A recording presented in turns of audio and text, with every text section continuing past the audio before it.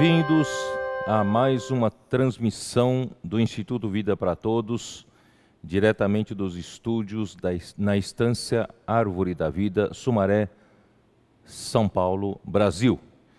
Nós, quando esta mensagem for veiculada, será já no primeiro domingo, dia 3 de janeiro de 2021. Portanto, um bom ano para todos. É mais um ano que o Senhor nos deu para trabalharmos para a vinda do seu reino. E eu não poderia deixar de fazer ligação com as mensagens anteriores. Eu quero lembrar vocês de que nós temos uma incumbência especial.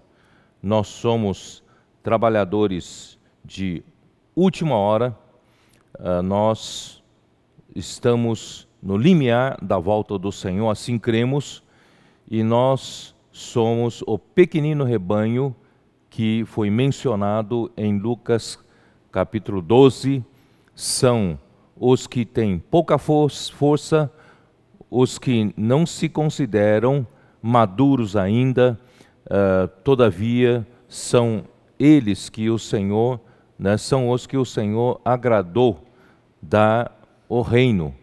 E também nós mencionamos que nós somos a igreja em Filadélfia, aquela igreja sem força, pequena, não poderosa, mas Deus tem posto diante dela uma porta aberta. Só lembrando rapidamente a história da igreja descrita no livro de Apocalipse, capítulos 2 e 3, quando João foi incumbido de escrever as 7 cartas, cada uma a uma das 7 igrejas da Ásia Menor, começando com a igreja em Éfeso. E a igreja em Éfeso corresponde àquela igreja do final do século I, onde o apóstolo João deu sequência ao ministério de João em Éfeso, começou a trabalhar, levando as pessoas que desfrutaram de todas as riquezas que Deus deu como revelação ao apóstolo Paulo, e foi trabalhando para que isso seja constituído totalmente neles, nos santos do final do primeiro século. Talvez alguns estivessem cheios do conhecimento na cabeça, mas pouco a pouco João, com seu ministério do Espírito e de vida, foi tornando esse ministério orgânico, e as pessoas foram muito ajudadas em sair do mero conhecimento, mas de se constituir com toda a palavra do ministério de apóstolo Paulo, e assim deu prosseguimento, E a igreja em Esmirna segue a igreja em Éfeso, que vem depois do final do primeiro século e vai até o começo do século IV. É uma igreja que passou por muitas perseguições do Império Romano, que tentou extingui-la, tentou acabar com a igreja cristã, mas graças ao Senhor, pela boa preparação que o ministério de João deu para eles, eles conseguiram permanecer fiéis até a morte, Foi uma igreja que não houve nenhuma repreensão a ela, Em seguida veio a igreja em Pérgamo, quando o imperador Constantino se converteu ao cristianismo, abriu as portas do cristianismo no Império Romano. Isso aparentemente foi uma coisa boa, deixou de perseguir a igreja cristã. Todavia isso trouxe muita confusão, isto é, muita mistura de joio no meio do trigo. Isso é a parábola em Mateus 13. Então aí muitos falsos cristãos por querer ganhar privilégios do Império Romano, passaram a se declarar como cristãos, e ali houve um inchaço, né?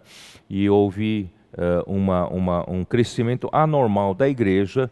Isso não trouxe benefícios para a igreja. Isso é a igreja, a história da igreja que corresponde ao começo do século IV até o final do século VI.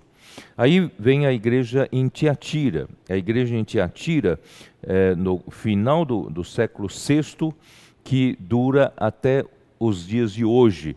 E essa igreja em Tiatira, né, houve muitas coisas já consolidadas, muitos erros consolidados, assim como já o sistema de clérigos e leigos, muito bem já delineado e estabelecido, né? O sistema papal foi totalmente consolidado, e assim, né, houve muitos desvios com relação à verdade, com relação à prática, e a igreja se tornou poderosa, né? Ela corresponde à parábola da semente de mostarda, que é a menor semente, né, de todas as sementes. Ela é uma hortaliça, né? Mostarda é uma hortaliça, mas de repente se tornou uma grande árvore onde se aninhavam as aves, que não são aves positivas, né? Então se tornou uma igreja, se tornou poderosa politicamente, economicamente, né? Então essa deformação Deus não quer para a sua igreja. Uma igreja não pode, né, se misturar com a política, não pode se tornar uma igreja poderosa politicamente, né? Tanto é que muitos reis tinham que ganhar aval, né, ou bênção papal para que pudesse, né, administrar o seu país. Então essas deformações começaram a surgir, e aí então houve como reação, veio a igreja em Sardes, que é começo do século XVI, começando com a reforma, e dura até os dias de hoje. Então houve uma restauração, houve uma volta para os princípios, mas também aos poucos caiu, né, nos mesmos erros, e há apenas poucos, né, que fala, umas poucas pessoas que não se contaminaram as suas vestiduras, né, em Sardes. Então, em Sardes ainda há vencedores.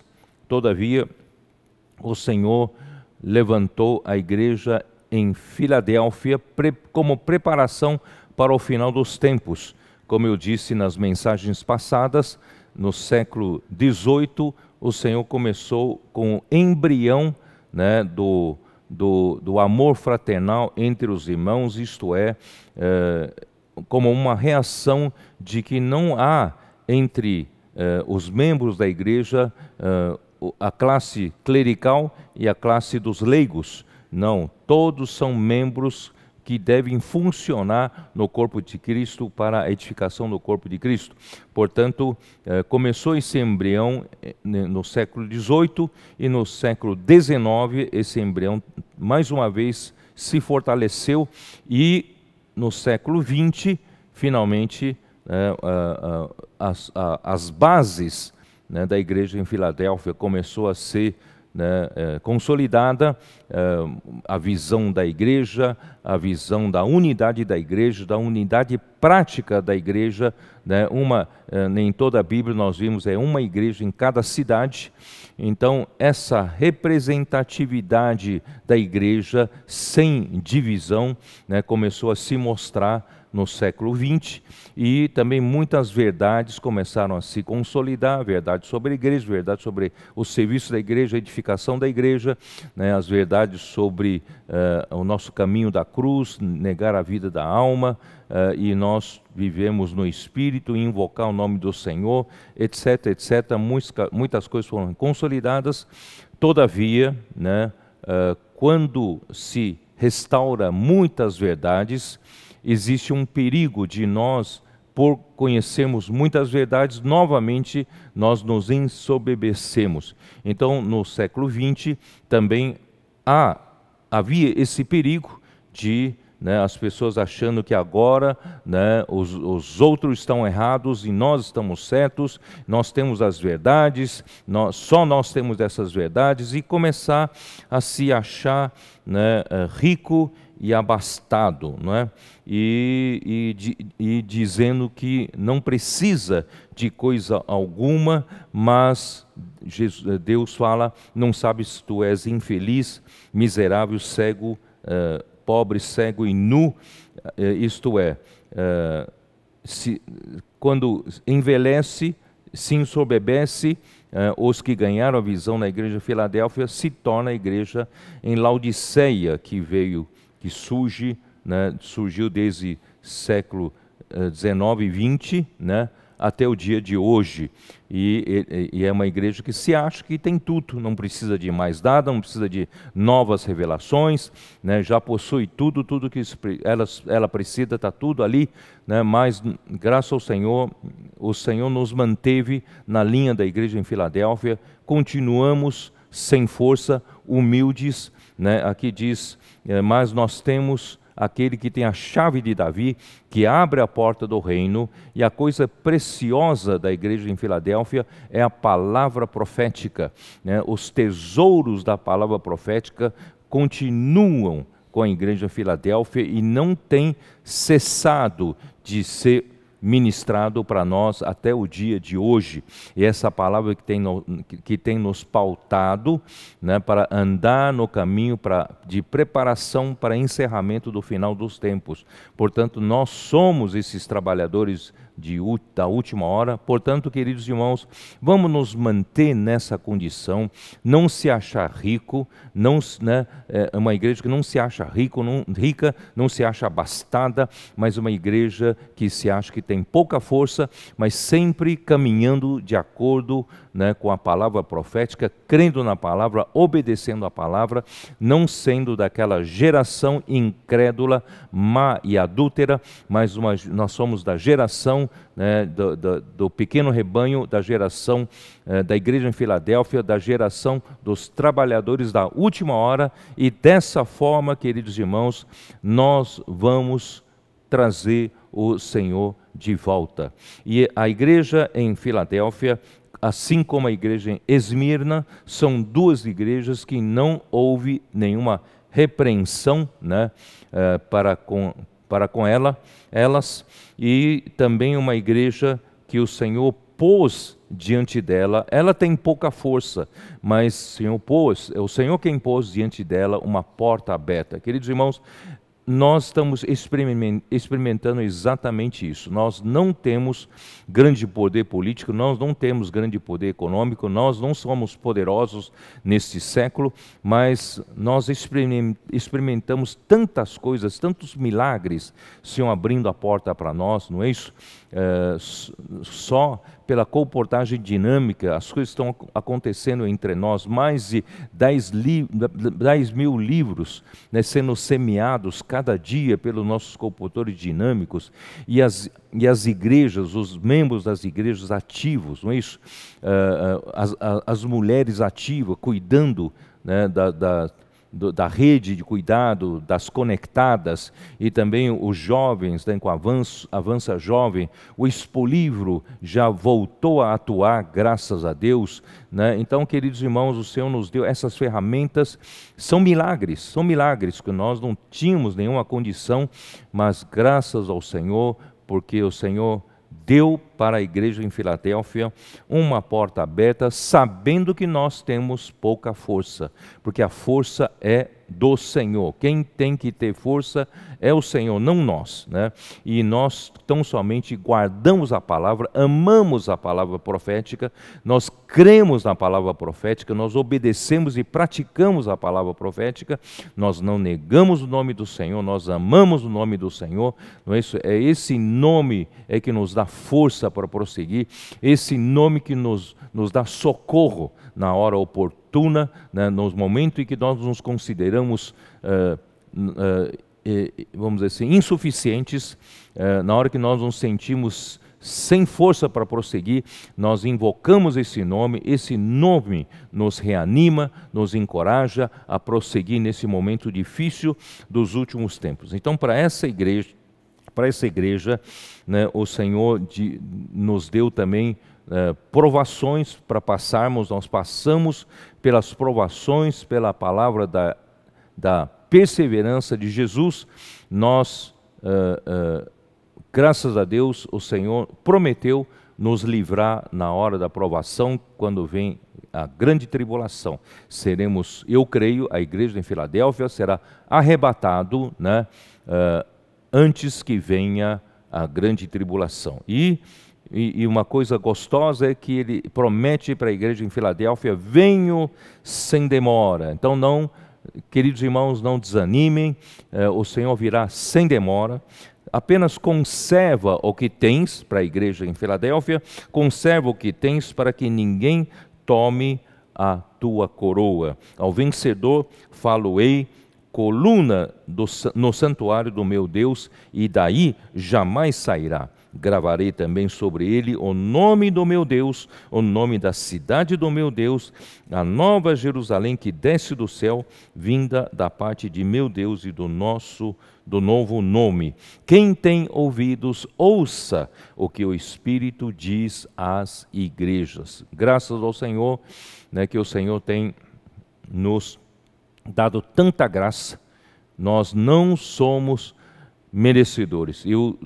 Eu me sinto, queridos irmãos, toda vez que nós recebemos uma grande revelação, eu sempre digo para o Senhor: Senhor, quem somos nós? Nós não somos ninguém, não somos nada, não somos merecedores de tanta revelação, mas aprove ao Senhor, né? Aprove ao Pai, agradou-se ao Pai, né, nos dar o seu reino. Portanto, vamos prosseguir pregando o evangelho do reino. Somos pequeninos, mas vamos ser fiéis à palavra que o Senhor tem nos dado e continuamos a depender do nome do Senhor no prosseguimento do encargo. Então, este ano de 2021, eu acredito que o Senhor fará grandes coisas em direção, né, ao final dos tempos, para o Senhor preparar o maior número de vencedores, né, o maior número possível de vencedores vivos. Quando o Senhor voltar, que nos encontre,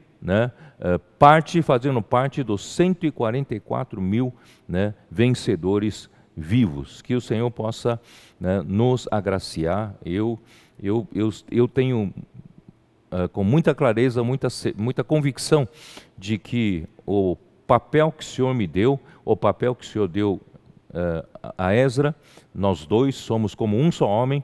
A nossa missão, queridos irmãos, é preparar a igreja, não deixar ninguém se desanimar, não deixar ninguém ser desencorajado, que todos possam, né, ver que tem todas as chances de serem vencedores nesta época nossa. Basta seguir os passos do rebanho, basta seguir a direção dada pela palavra profética.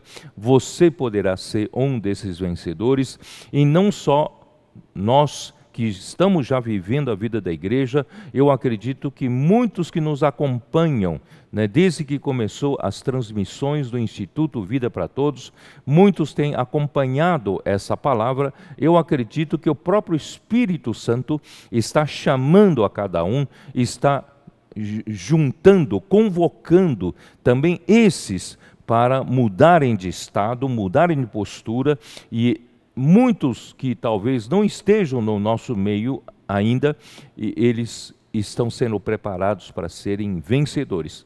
Vamos para frente, né? Vamos receber o nosso noivo pronto ali para lhe abrir a porta, né, quando ele voltar. Muito bem.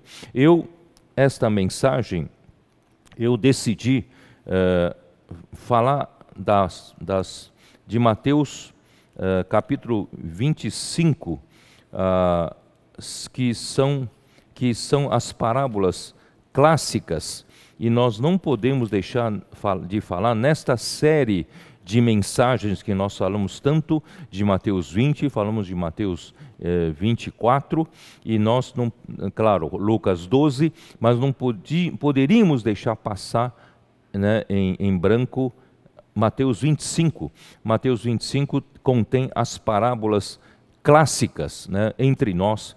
Eu gostaria de que nós pudéssemos nos inteirar, né, do que fala Mateus 25. Mateus 25 começa com a parábola das 10 virgens, e ali diz: então o reino dos céus será semelhante a 10 virgens que, tomando as suas lâmpadas, saíram a encontrar-se com o noivo. 5 delas eram nécias e 5 prudentes. As nécias, ao tomarem as suas lâmpadas, não levaram azeite consigo. No entanto, as prudentes, além das lâmpadas, levaram azeite nas vasilhas. Bom, vou comentar então sobre isso, né? 10 virgens. Por que o número 10? O número 10 é um número, a maior parte do número 12, né?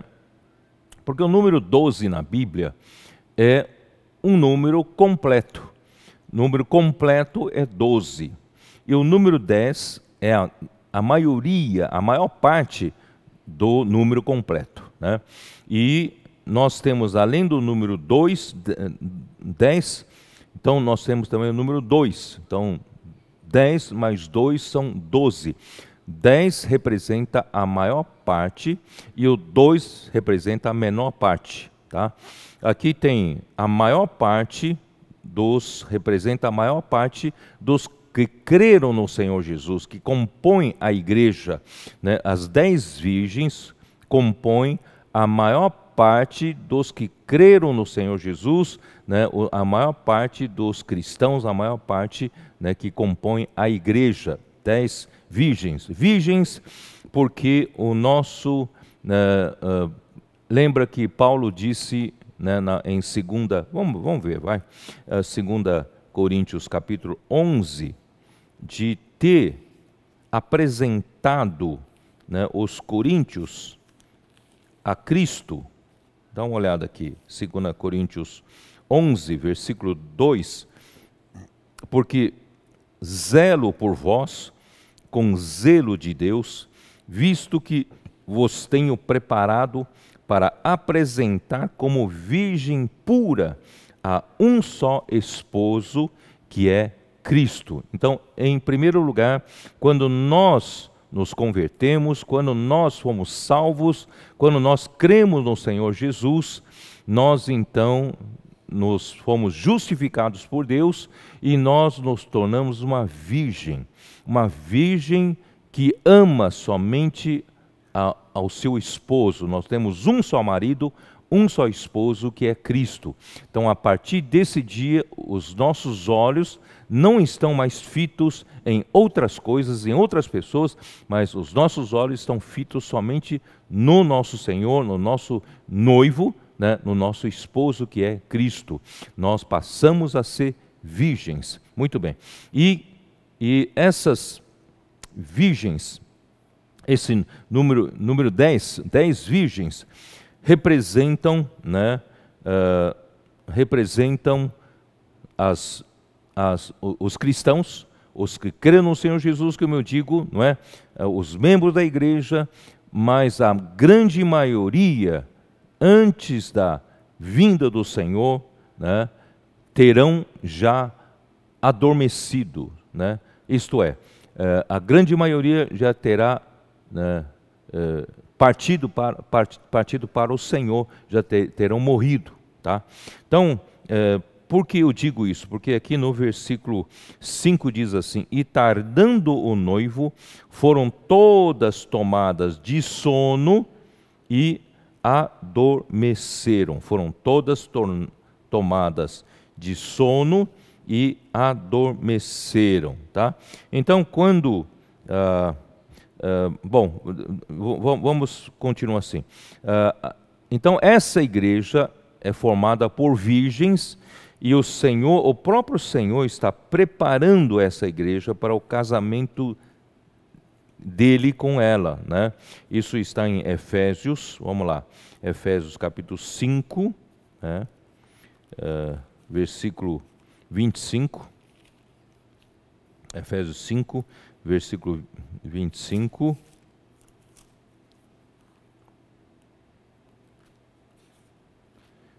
que diz, né? Efésios 5, versículo 25, que diz: maridos, amai vossa mulher, como também Cristo amou a igreja, e a si mesmo se entregou por ela, para que a santificasse, tendo-a purificado por meio da lavagem de água pela palavra. Então nós somos essa virgem que Cristo, né, amou a sua igreja e a si mesmo se entregou por ela, tá? E Deus está santificando a sua igreja, né, tendo-a purificado por meio da lavagem de água pela palavra. Vejam como é importante nós estarmos abertos para a palavra e valorizando cada palavra que nos lava, que nos santifica, para apresentar a si mesmo uma igreja gloriosa, sem mácula, nem ruga, nem coisa semelhante, porém santa e sem defeito, né? Então, esse é o propósito de Deus ter nos chamado, e nós somos as virgens, e Deus quer fazer de nós a sua igreja gloriosa para aquele dia se casar, Cristo se casar com a igreja. Bom, então vamos voltar lá para Mateus 25. Eu preciso mostrar para vocês, aqui fala as 10 virgens estavam com as suas lâmpadas, e saíram ao encontrar-se com o noivo. Cristo é o nosso noivo. Essas virgens estavam com suas lâmpadas acesas. Que é uma lâmpada, né? Provérbios capítulo 20, versículo 27, fala que a lâmpada é o nosso espírito, é o espírito do homem, tá? Provérbios 20, 27, que diz assim: o espírito do homem é a lâmpada do Senhor, a qual esquadrinha todo o mais íntimo do corpo. Então, o espírito do homem, o espírito que Deus deu a cada um, né, é a lâmpada do Senhor. Então, no dia, né, quando Adão caiu no jardim do Éden, essa lâmpada se apagou. Essa lâmpada, esse nosso espírito ficou amortecido. Mas graças a Deus, no dia em que nós cremos no Senhor Jesus, nós confessamos que Jesus é o nosso Senhor e que Deus o ressuscitou dentre os mortos, nós recebemos uma nova vida, nós fomos regenerados pelo Espírito Santo, o nosso espírito reviveu, o nosso espírito renasceu. Esse é o novo nascimento, e com esse novo nascimento, o nosso espírito, como lâmpada, ficou acesa de novo, graças a Deus. E o azeite que faz a lâmpada ficar acesa é o Espírito Santo, é o Espírito de Deus, o Espírito do Senhor, que entrou em nosso espírito e acendeu novamente o nosso espírito como lâmpada. Muito bem. Então, existem 5 que eram nécias e 5 eram prudentes. Qual é a diferença entre essas duas categorias de pessoas? As nécias, ao tomarem as suas lâmpadas, não levaram azeite consigo. No entanto, as prudentes, além das lâmpadas, levaram azeite nas vasilhas, que representa as vasilhas, né? As vasilhas representam um vaso, né? Nós somos feitos como vasos para Deus. Romanos capítulo 9, vamos dar uma olhada, Romanos capítulo 9. Romanos 9, versículo 21.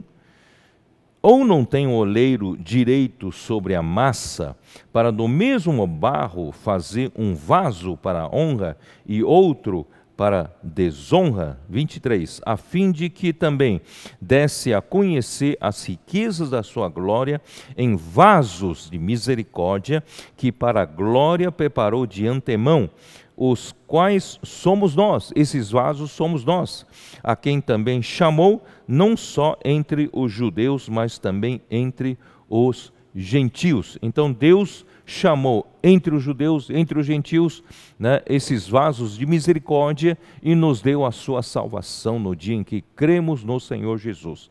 Muito bem, então a partir desse momento nós passamos a ser uma virgem. Por isso, tanto as virgens, né, nécias, tanto quanto as virgens sábias ou prudentes, tinham suas lâmpadas acesas, seus espíritos estavam regenerados, né, acesas pelo azeite de Deus, que é o Espírito Santo no Espírito. Mas o vaso refere-se à nossa pessoa, à nossa personalidade, à nossa alma, não é isso? Então, não só o espírito precisa conter azeite para manter o espírito, nosso espírito do homem aceso, mas a nossa alma precisa conter também azeite.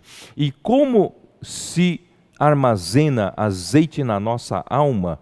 É nós permitirmos que a palavra trabalhe em nós. Então, essa é a diferença entre as nécias e as prudentes. As prudentes, quando ouviam a palavra de Deus, elas tomavam como palavra que vinha de Deus, e elas as recebiam, e elas criam, obedeciam e praticavam essa palavra. Essa é a diferença, né, entre a geração das trevas e a geração da luz. A geração das trevas não crê na palavra de Deus.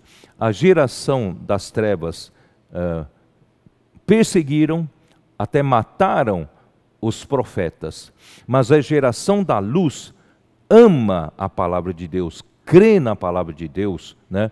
E deixa que essa palavra de Deus venha armazenar azeite nas suas vasilhas, isto é, a própria palavra da verdade, que carrega o próprio Deus como toda a realidade, deixar que Deus, através da palavra, possa constituir toda a realidade de Deus no homem, na vasilha do homem, isto é, na alma do homem. Portanto, queridos irmãos, não basta apenas ser um crente, não basta ser apenas um que crê no Senhor Jesus e viver dessa forma desleixada. Não, nós precisamos buscar o Senhor, invocar o seu nome, correr atrás da palavra profética, atrás da palavra de Deus, e a palavra que carrega a verdade, que é o próprio Deus, como a realidade de todas as coisas. Deus deseja trabalhar na nossa alma, transformando a nossa alma pela renovação da nossa mente. Queridos irmãos, mas aqui não diz que essa vasilha precisa estar cheia até a tampa. Se você estiver fazendo assim, essa é a sua atitude de buscar a palavra, ainda que você não tenha, né, sido maduro até 100% de maturidade, mas se você estiver nesse processo, você valoriza a palavra do Senhor, você obedece, você ama, você crê, queridos irmãos, você está já a caminho de ser um vencedor, e você será uma virgem prudente, tá? Então vamos lá. Aí, e o azeite, né, eu já disse que é o Espírito, né, Espírito Santo. Muito bem. E tardando o noivo, foram todas tomadas de sono. Aqui interessante aqui falar, né? Foram tomadas de sono e adormeceram, ficaram sonolentas e adormeceram. Interessante, eu vou mostrar para vocês em Atos capítulo 9, versículo 37, tem essa expressão de adormecer. Atos 9, 37, ali fala da ressurreição de Dorcas, né, da Tabita.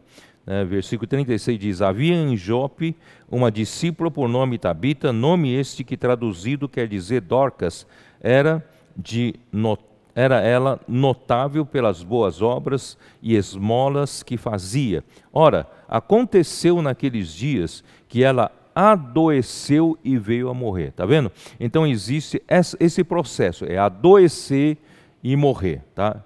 E depois de a lavarem, puseram-na no cenáculo. Quer dizer, ela veio adoeceu e veio a morrer, tá? E 1 Coríntios 11, versículo 30.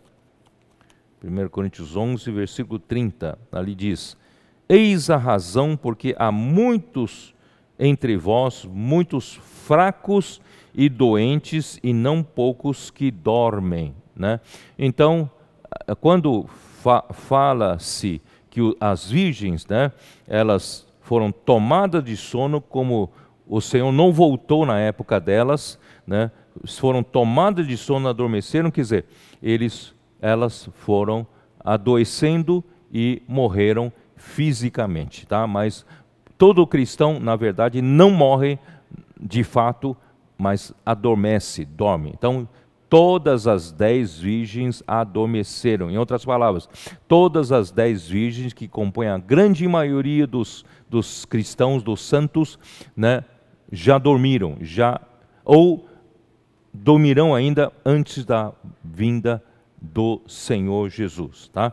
Então, número 10 é a maior parte do número 12. Então, a grande parte dos santos já dormiu no Senhor, ou dormirá no Senhor antes da volta do Senhor. Muito bem, então aqui se refere aos santos que já morreram, já dormiram no Senhor. Aí versículo 6, mas à meia-noite é a hora, irmãos, a hora mais escura da nossa era tenebrosa, né, que significa... a hora mais tenebrosa significa o fim da nossa era, né? Já na vinda do Senhor, ouviu-se um grito: eis o noivo, saí ao seu encontro. O que quer dizer isso? Exatamente, né, está dito por Paulo em 1 Tessalonicenses, que nós lemos, né? 1 Tessalonicenses capítulo 4, versículo 16. Dê uma olhada lá, capítulo 4, versículo 16, que diz assim: porquanto o Senhor mesmo, dada a sua palavra de ordem, né, o próprio Senhor determinará, né, chegou a hora, agora é a hora, dada a sua palavra de ordem, ouvida a voz do arcanjo, ali ouviu-se um grito.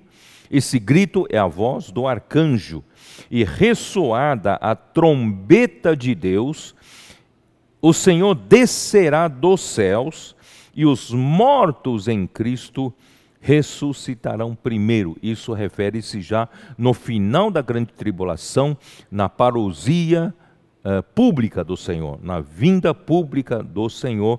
Aí as virgens serão, né, acordadas, tá bom? Então vamos voltar, né, para Mateus 25. Eu pretendo, né, dar uma passada para vocês entenderem essa parábola, né? Então se levantaram todas aquelas virgens e prepararam as suas lâmpadas, todas serão ressuscitadas. E as nécias disseram às prudentes: dai-nos do vosso azeite, porque as nossas lâmpadas estão se apagando. Mas as prudentes responderam: não, para que não nos falte a nós e a vós outras, ide antes, né, aos que o vendem, comprai-o. E saindo elas para comprar, chegou o noivo, e as que estavam apercebidas entraram com ele para as bodas. Fechou-se a porta. Mais tarde chegaram as virgens nécias, exclamando: Senhor, Senhor, abre-nos a porta. Mas ele respondeu: em verdade vos digo que não vos conheço. Vigiai, pois, porque não sabeis o dia nem a hora. Quer dizer, nós precisamos, queridos irmãos, preparar azeite na nossa vasilha. Vamos preparar para que a palavra de Deus, a palavra da verdade, possa trabalhar em nós, na nossa alma. Nós não podemos ser um cristão superficial, só tendo, né, o espírito regenerado e a nossa alma totalmente ainda natural, sem ser transformada. Não, precisamos permitir que a palavra de Deus atue em nós, né? Trabalhe em nós e carrega, a palavra carrega toda a realidade de Deus. Deus é amor, Deus é luz, Deus é vida, Deus é bondade, Deus é justiça, Deus é a glória. Quer dizer, tudo que Deus é, né? Deus é amor, tudo que Deus é, seja constituído em nós como a sua realidade e depositada na vasilha, na nossa alma, e assim nós teremos azeite na nossa alma. Quando o Senhor voltar, a nossa lâmpada continuará acesa para receber o Senhor, tá bom? Receber o Senhor Jesus.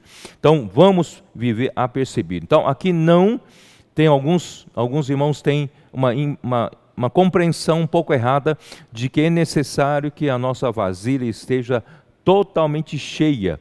Nesta parábola não se fala nisso, basta que você, no tempo em que o Senhor te despertar, você passar a viver uma vida de deixar o Senhor trabalhar na sua alma, deixar, né, que a palavra da verdade, né, possa constituir o azeite, levar azeite, trabalhar azeite para a sua alma, a sua mente, emoção e vontade são trabalhadas, né, para serem transformadas, mais parecidas com Deus, não é isso?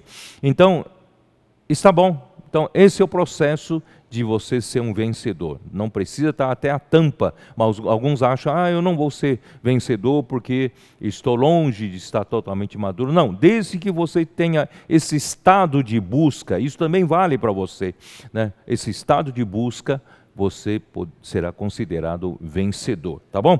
Então essa é a parábola das 10 virgens. Vou passar para a parábola dos talentos, também em Mateus 25, que é muito importante, capítulo 25, versículo 14.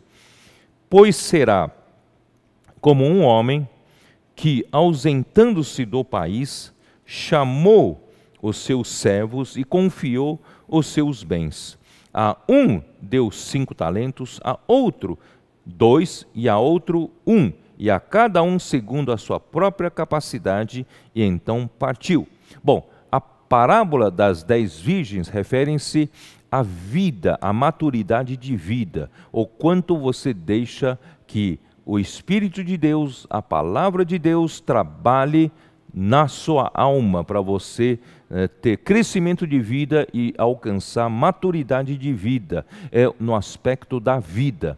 E a parábola dos talentos refere-se ao aspecto da obra, né?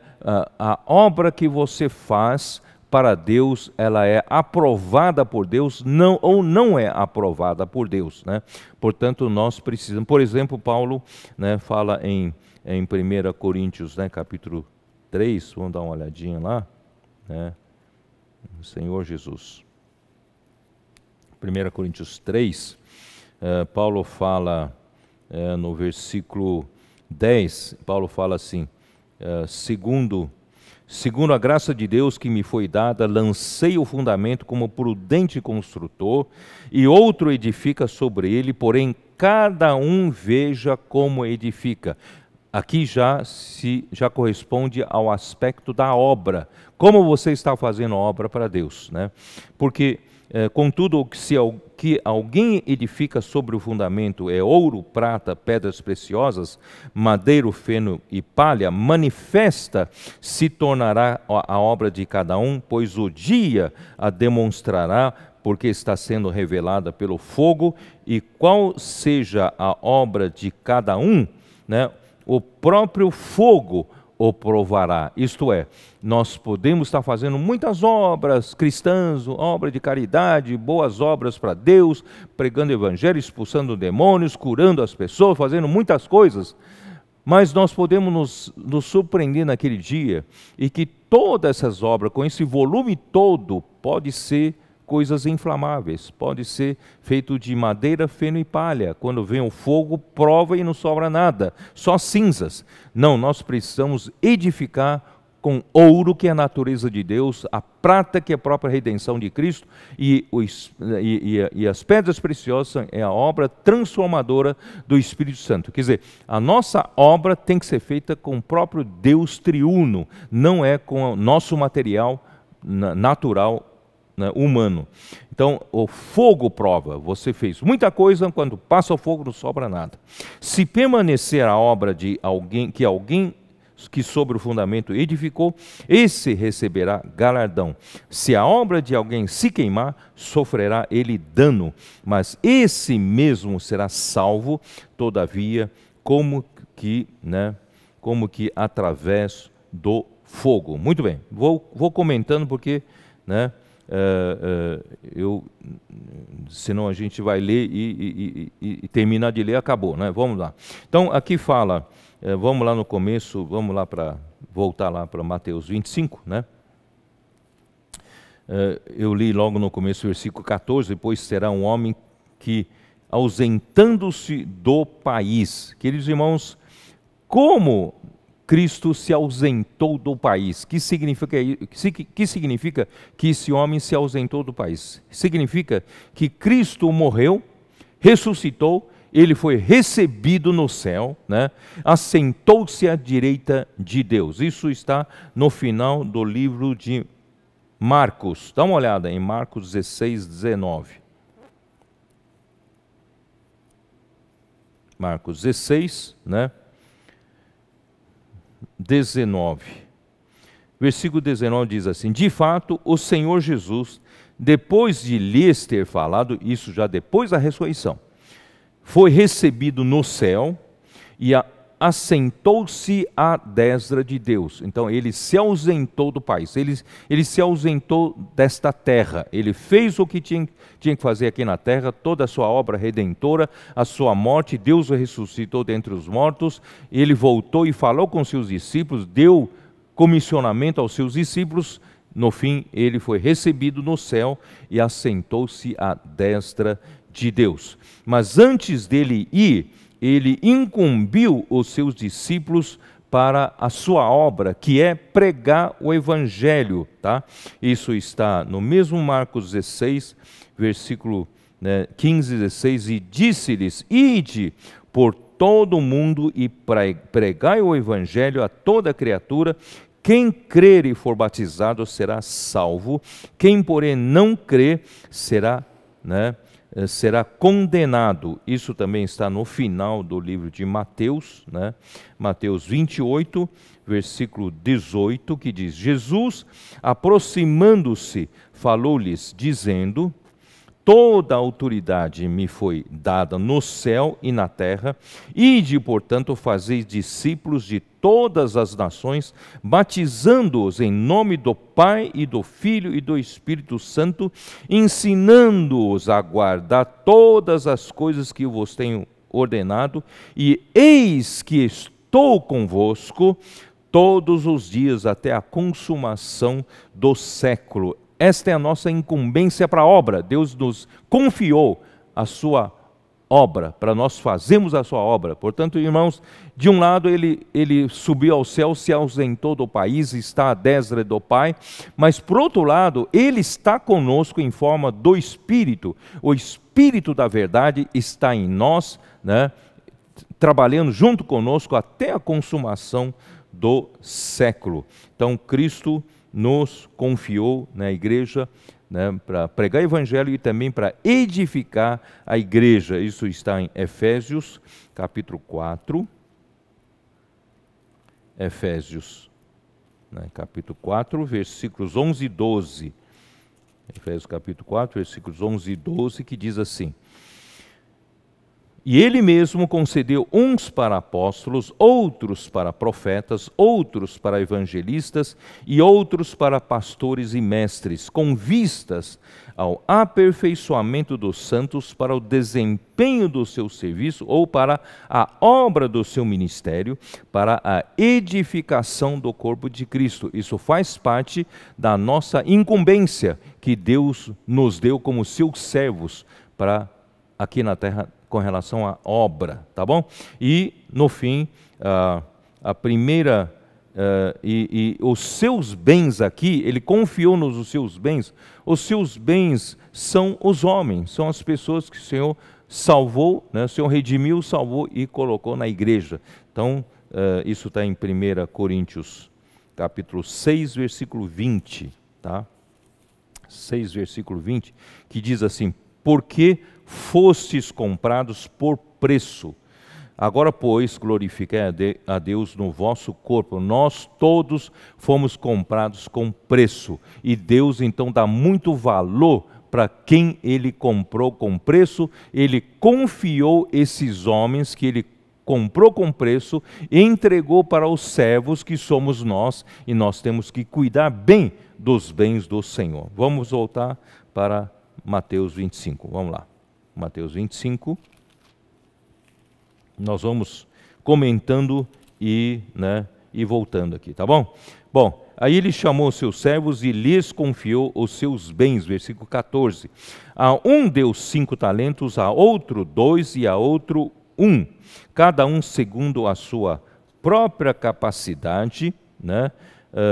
Que é a capacidade natural de cada um quando nasceu com ela e também durante o aprendizado durante toda a sua vida. Então, segundo essa capacidade, Deus também deu talentos. Esses talentos são os dons espirituais que Deus deu a cada um, não é isso? Quando nós recebemos a vida de Deus, juntamente com a vida de Deus, nós recebemos também os dons, né? A capacidade de funcionar. Graças a Deus, todos nós temos esses dons. E esses dons que Deus nos deu é justamente para fazer a obra de Deus, que Deus confiou para nós os seus bens, que são os homens que Deus nos confiou. Então, quem recebeu 5 talentos, versículo 16, o que recebera 5 talentos, saiu imediatamente a negociar com eles e ganhou outros 5. Queridos irmãos, nós precisamos dessa proatividade, nós precisamos ser assim, tão rápidos, né, em atender a palavra do Senhor. Quando o Senhor fala, vamos ter essa cumplicidade com o Senhor, cumplicidade entre nós. Quando vem a palavra profética, irmãos, não questiona, vamos negociar imediatamente, vamos praticar imediatamente, e essa proatividade, irmãos, vai fazer com que você lucre com 5 talentos, outros 5. Não é a sua capacidade, mas Deus vai estar com você, né, nesse trabalho, né? Aí, depois depois ainda, do mesmo modo, o que recebera 2, também ganhou outros 2. Ele recebeu menos, mas também ele fez o mesmo trabalho, ganhando outros 2. Mas o que recebera 1, saindo, abriu uma cova e escondeu o dinheiro do seu senhor. Muito bem, vamos lá. Depois de muito tempo, né? Mas o que receberam, saindo, abriu uma cova, escondeu o dinheiro do seu senhor. Depois de muito tempo, voltou o senhor daqueles servos e ajustou contas com eles, né? Irmãos, o Senhor já está demorando durante todo o tempo da era da igreja, que já tem quase 2000 anos. Então o Senhor ainda não voltou, e eu acredito que o Senhor voltará nos nossos dias, né? Eu quero fazer parte, né, desses vencedores vivos. Bom, então ele está para voltar, e quando ele voltar, ele vai ajustar as contas com cada um de nós. Não pense que, né, você não vai precisar acertar as contas com o Senhor. Ele vai acertar as contas com você.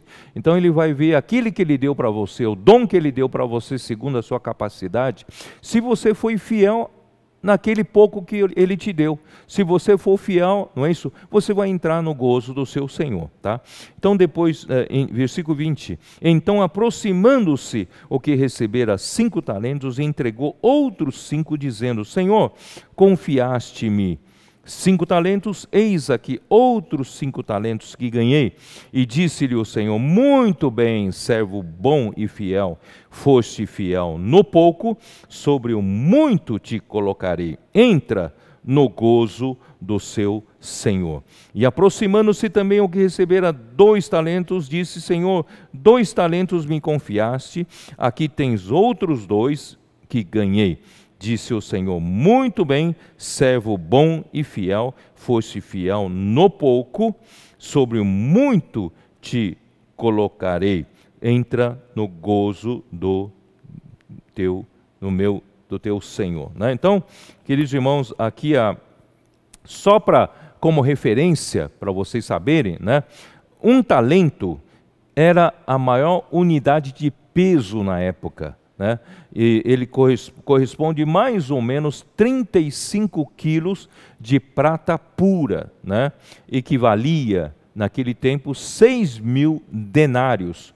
E 1 denário era uma moeda de prata, né? Que correspondia ao pagamento do trabalho de 1 dia de um soldado romano.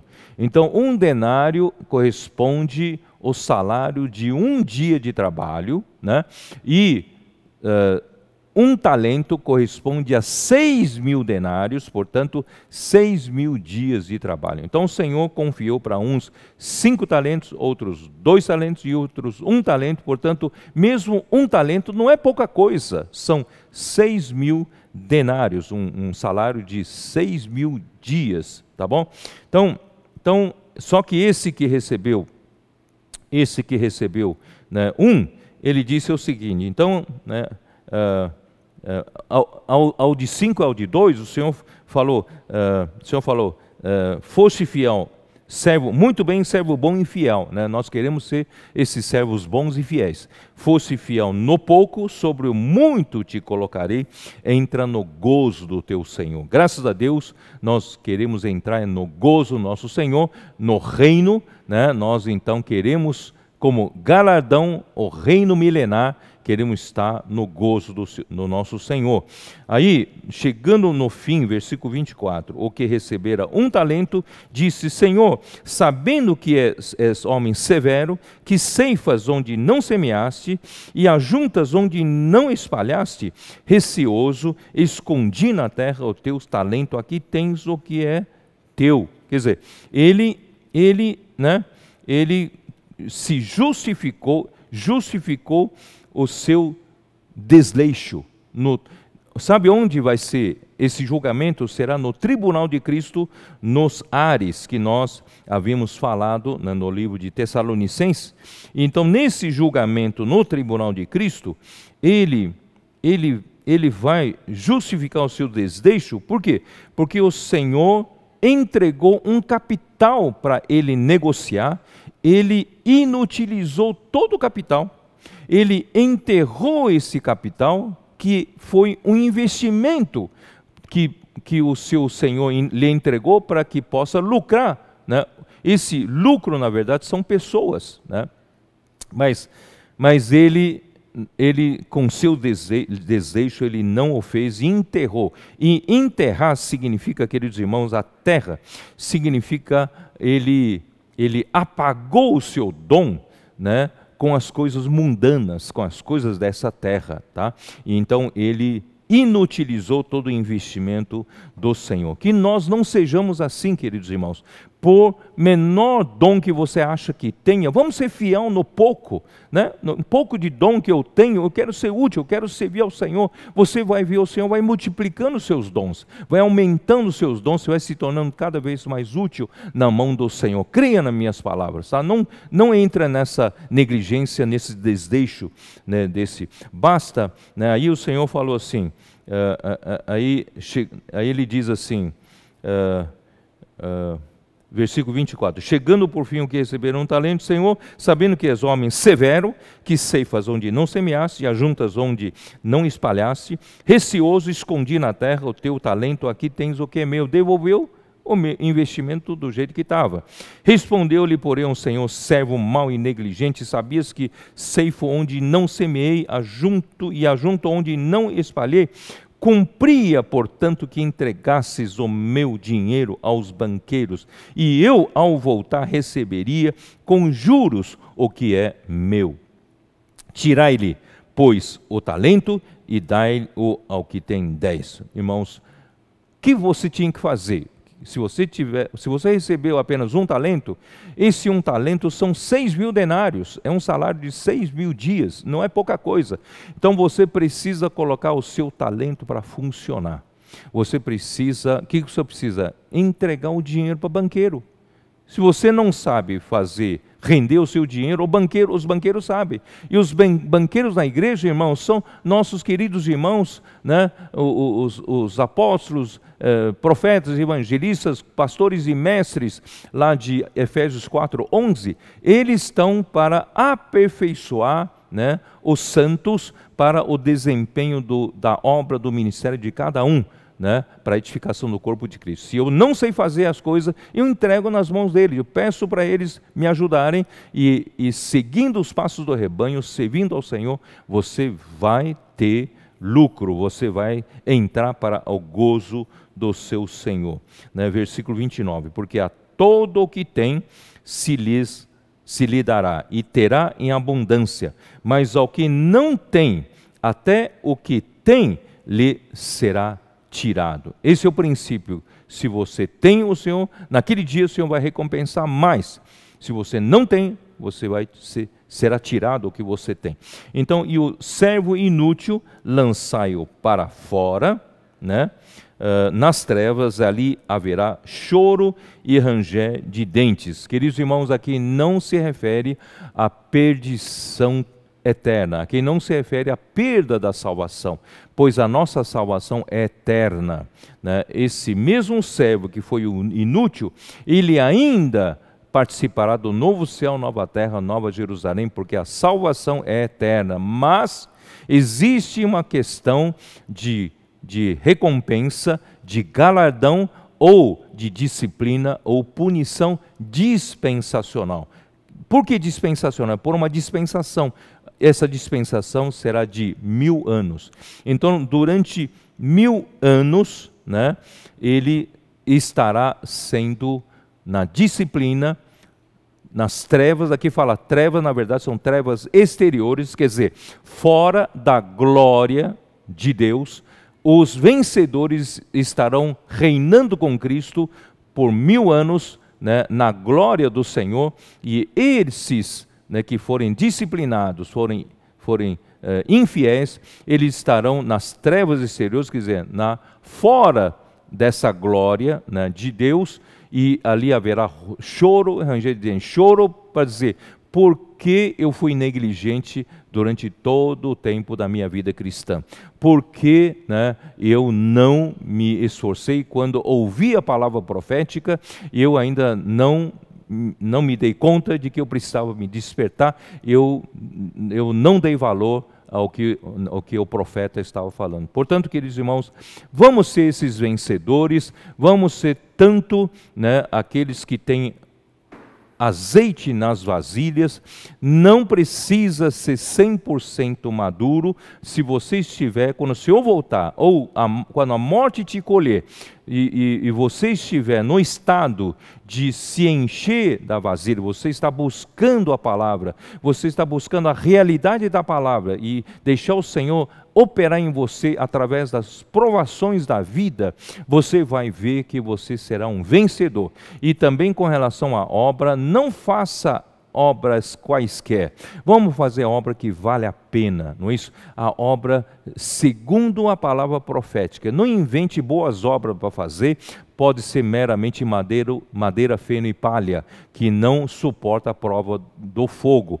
Mas vamos fazer a obra, né, do Senhor, segundo o próprio Senhor, segundo a palavra profética. E o tempo urge, nós temos muito pouco tempo e por isso, irmãos, vamos remir o tempo. Cada dia para nós é importante. E eu espero encontrar todos vocês no reino. Todos nós queremos que todos sejam vencedores. Esse é deve ser o resultado da nossa obra, do nosso trabalho, é cuidar dos bens do Senhor, cuidar das pessoas, fazer com que todas as pessoas entrem na normalidade. E a normalidade, irmãos, é viver uma vida de vencedores. Para a igreja em Filadélfia, já possui a coroa.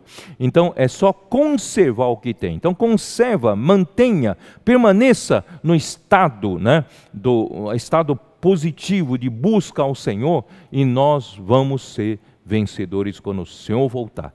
Deus abençoe a todos vocês, um bom ano, que o Senhor abençoe a igreja nesse ano, faça prosperar a obra de Deus em 2021. Jesus é o Senhor.